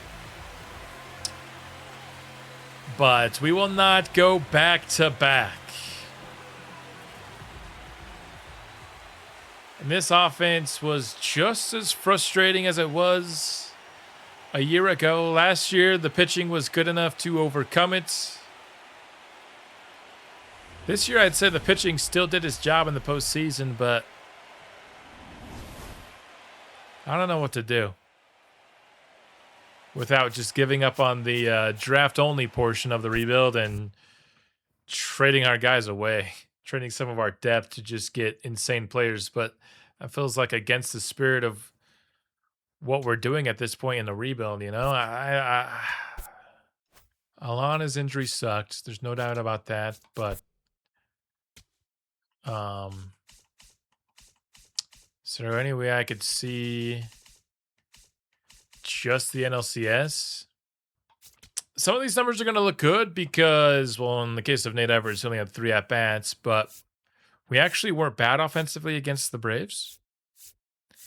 We even had some moments, but Pacheco was really bad in relief for Grady Dodson.